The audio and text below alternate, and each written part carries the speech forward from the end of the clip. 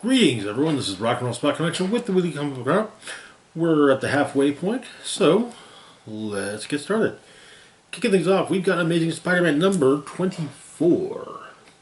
Where we left off, Peter had returned to, well, Earth, and however, MJ was still in the dimension that the two of them had been sent to by Benjamin Rabin. But knowing that time was distorted in that dimension, Peter wanted to hurry and get back to, well, rescue MJ. But the FF wasn't exactly cooperating, and Captain America tried to stop him, but eventually Peter turns to one person he could turn to, Norman Osborn. At the Baxter Building,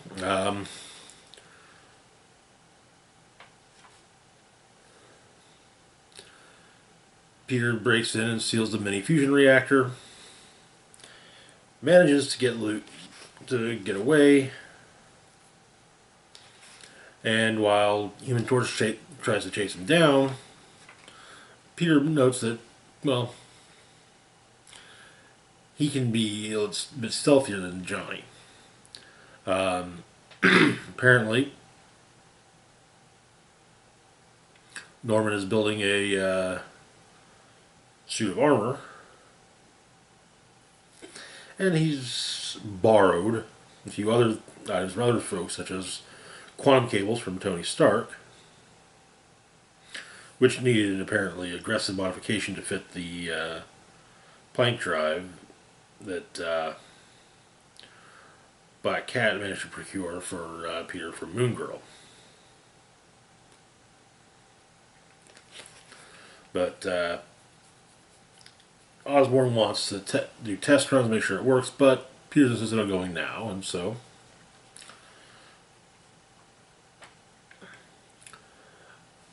and what happens does lead Kamala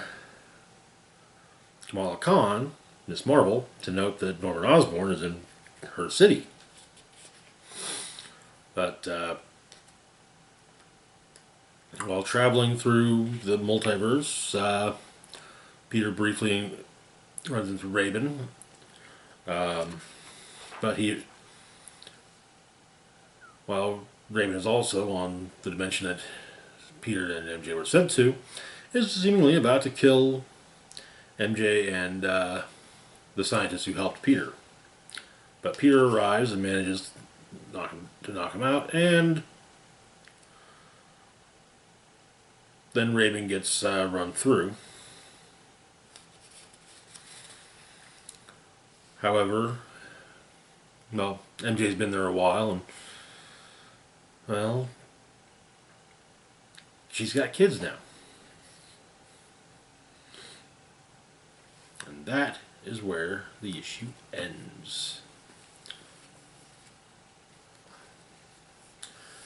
Interesting build-up. Apparently, I think this is all supposed to get this part of the story is supposed to all get wrapped up in next month's Amazing Spider-Man number 25. So, but anyway, moving on to our next book, we've got Hallow's Eve number 2. Where we left off, Jean Godby, now Hallow's Eve, had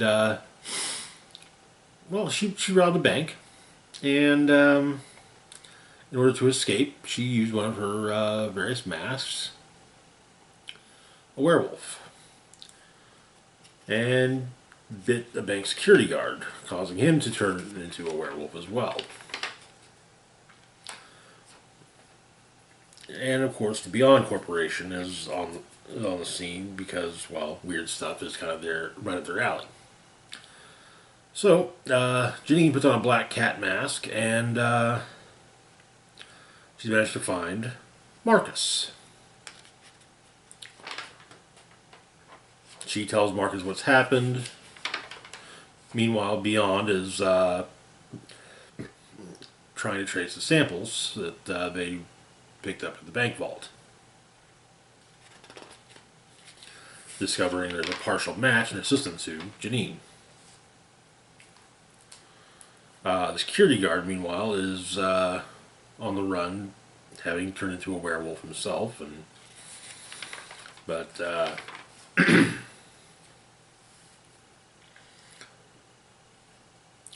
Maxine at Beyond has an idea about testing the samples.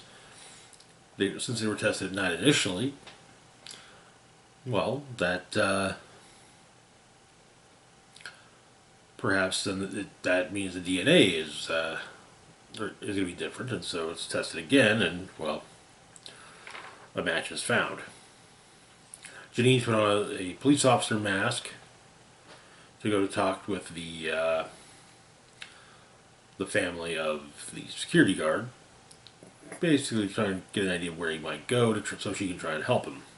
But a detective from the NYPD is also on the case, and it just seems that yeah. But she does get a tip about where he might go, and well, but as her and the detective are leaving, there's a call about a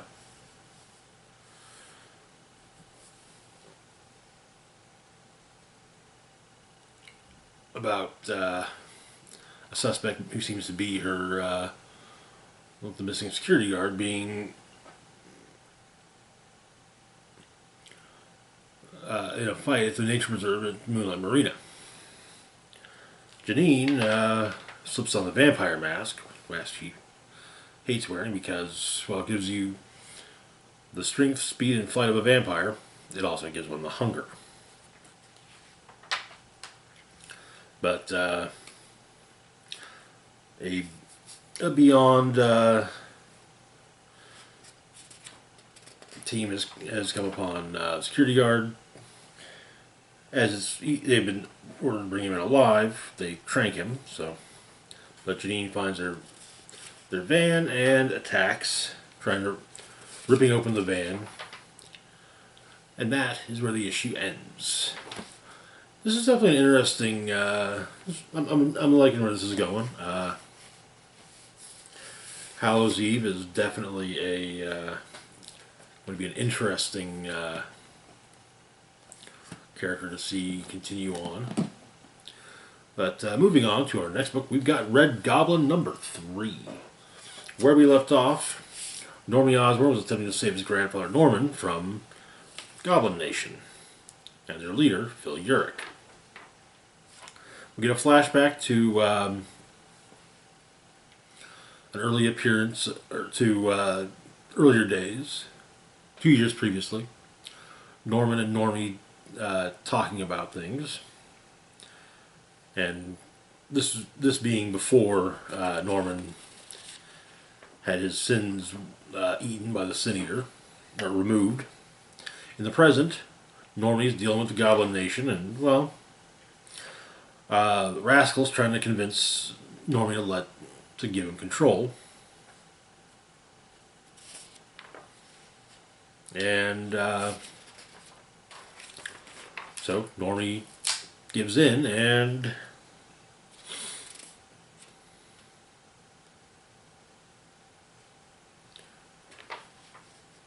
is able to free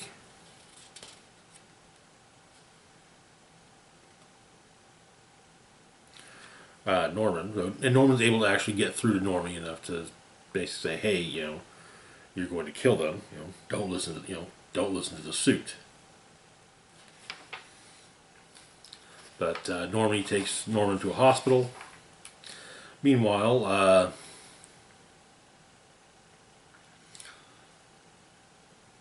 Normie's mother is discussing things with the principal of the private school that Normie attends,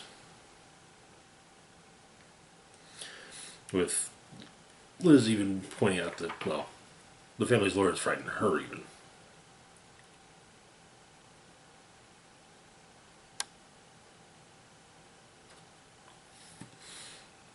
But the meeting between Liz and the principal is cut short when Liz gets a call that Norman's been found, is in the hospital in stable condition.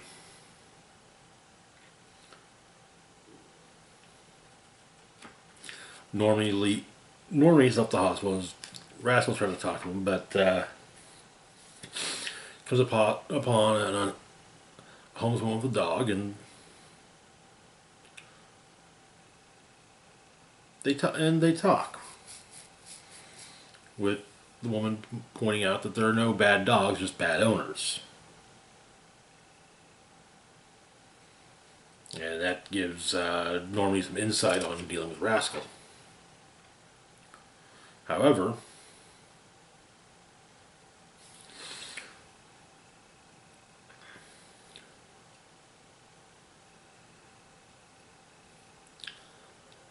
during everything that happened in the sewer, the private school jacket that Normie was borrowing with the name tag was torn off, and Goblin King has it. And that is what you get means he has a target. And that is where the issue ends. I'm really enjoying this miniseries. I do have a fondness for stories with symbiote characters where they're learning, where throughout the story they're learning about the symbiote and how to operate, how to basically operate with it, so to speak. Moving on though to our next book, we've got Punisher number 11. Where we left off, Frank had seemingly was working on ending his crusade to come and to finally go home to Maria. However, he was stopped by Captain America, Moon Knight, Doctor Strange, Wolverine, and Black Widow. We continue to get additional flashbacks, such as Maria learning how to fire a gun, and basically the time leading up to the castle's going to Central Park that fateful day. In the present, Doctor Strange is trying to cleanse the Punisher of the Beast's influence.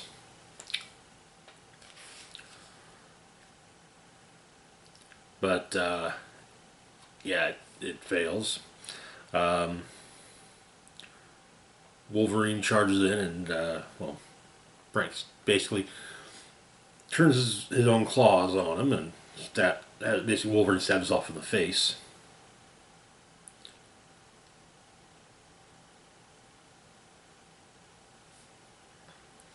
Cap tells Frank to stand down, even, saying it's an order.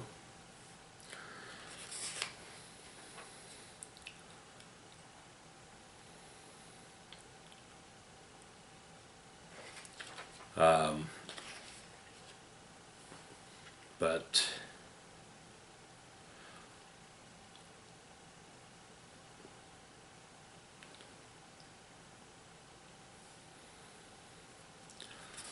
Doctor Strange manages to stop him, fights him once again. Black Widow makes an attempt, is very quickly pushed away. And Moon Knight goes in. Basically, they're all trying to help, but the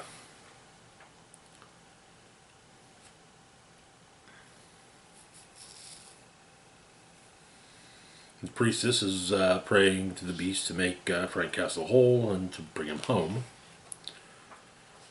Meanwhile, Maria is learning what her husband was up to in the years she was dead.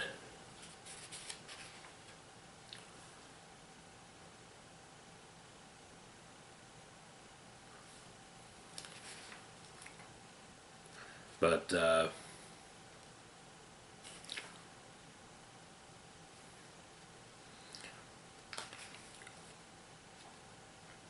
Frank escapes from the heroes, but they follow into the woods surrounding the Citadel, and, well,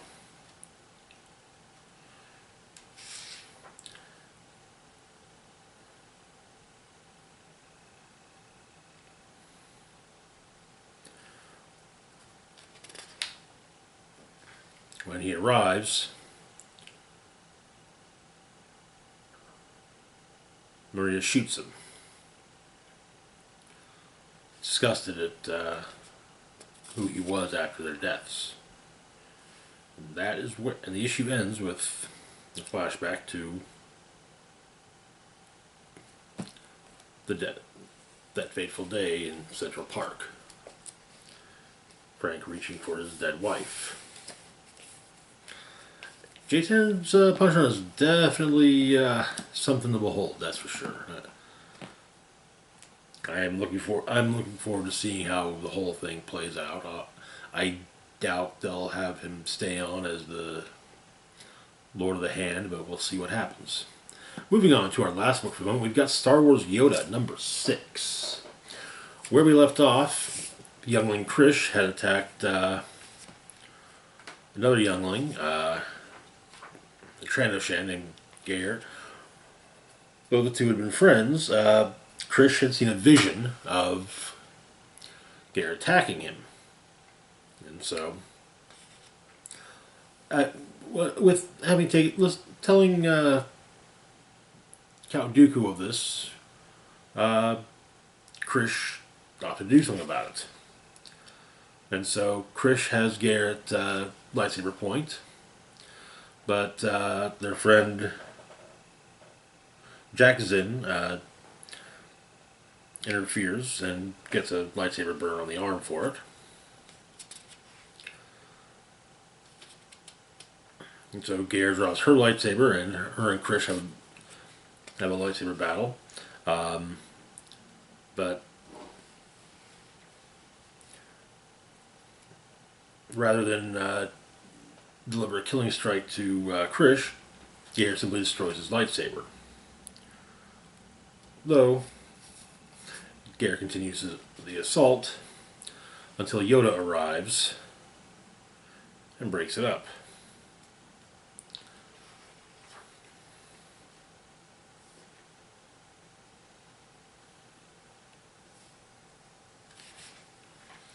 Back on Coruscant, Yoda speaks with Dooku, saying, hey, you should have told me about Krish's vision, all right? I mean, and the advice you gave him, he attacked a fellow student, But Dooku explains that he's seen the Council treat those with visions of possible futures as dangerous. And he'd hope for a kinder path for Krish than the one Sapo Diaz has faced.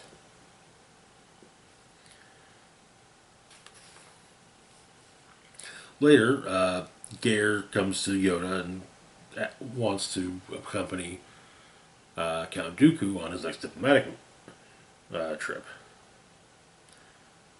Basically leaving the Order before becoming a Jedi. But it's decided. And Gare leaves with Dooku. The issue ends with Yoda reflecting that Gare was not the first to. Mainly, Yoda didn't imagine another path for Gare. And so he feels that he failed Gare. Not the first student he failed, nor the last. But he won't fail one again. But someone is speaking to him, telling him that Yoda can't ignore him forever. And that is where the issue ends. I'm guessing this is an ongoing, although it may be similar to how Han Solo and Chewbacca was a bit of a longer miniseries. Anyway, but so far, that's it. I guess it kind of helps have been on a bit of a Star Wars kick of late, for the last week, especially since Mandalorian Season 3 started up. So, it's nice to get to. I've missed, dipping my toe, well, dipping more than just my toe into a galaxy far, far away. Anyway, that's going to do it for now. As always, feel free to like, share, and subscribe. Links to my Facebook, Twitter, Patreon, and PayPal can be found in the description box down below. This is Rock and Roll Spock signing off saying, live long and rock hard.